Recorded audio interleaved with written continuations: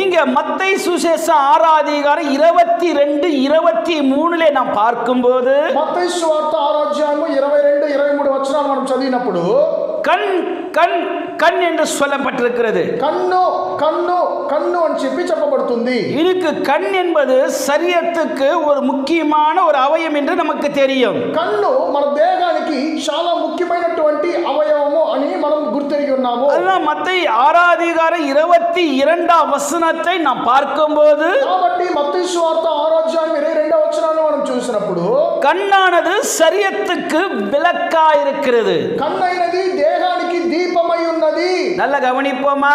దయచేసి గమనించాలి. இந்த சரீரம் முழுவதும் ఈ యొక్క శరీరం అంతా కూడా இந்த சரீரம் முழுவதும் ఈ శరీరం అంతా కూడా இந்த கண்ணானது ఈ యొక్క కన్నైనది விளக்காய் இருக்கிறது. అది దీపమై ఉన్నది. விளக்கு விளக்கு దీపము దీపము விளக்காய் இருக்கிறது. దీపమై ఉన్నది. அருமையானவர்களே, ప్రియమైన వారలారా, நம் இந்த கண்ணு இந்த சரீரம் முழுவதும் ஒரு விளக்கு என்ற ஒரு பொருள் இந்த வேத வசனம் நமக்கு சுட்டி காட்டப்பட்டிருக்கிறது. చూడండి, ఈ యొక్క వచనాల్లో కన్నైనది దేహానికి దీపమై ఉన్నది అనేటువంటి మాటలు రాయబడి ఉంది. அப்ப இந்த கண் ஒரு விளக்கை கூறியதா இருக்கிறது இந்த சரீரத்துக்கு. చూడండి, ఈ యొక్క మొత్తం దేహానికి ఒక కన్నైనది ఒక వెలుగు లాంటిది, దీపం లాంటిది.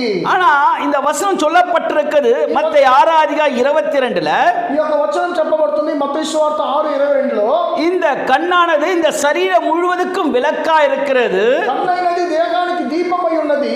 உன் கண் தெளிவாய் இருந்தால், నీ కన్ను తేటగా ఉన్నట్లయితే உன் சரீரம் முழுவதும் வெளிச்சமா இருக்கும். నీ శరీరం అంతా కూడా, దేహం అంతా కూడా వెలుగై ఉండును. நல்ல கவனிங்களே, దయచేసి గమనించాలి. இந்நாளிலே நம் கண் தெளிவுள்ள கண்களா இருக்கும்போது, మన కళ్ళు తేటైన కళ్ళుగా ఉన్నప్పుడు நம்முடைய சரீரம் முழுவதும் ஒரு வெளிச்சமா இருப்போம். మనకు శరీరం అంతా కూడా వెలుగై ఉంటుంది. அது மத்தேயு 6:23 சொல்லப்பட்டிருக்கிறது. మత్తయి సువార్త 6:23లో చెప్పబడి ఉన్నది.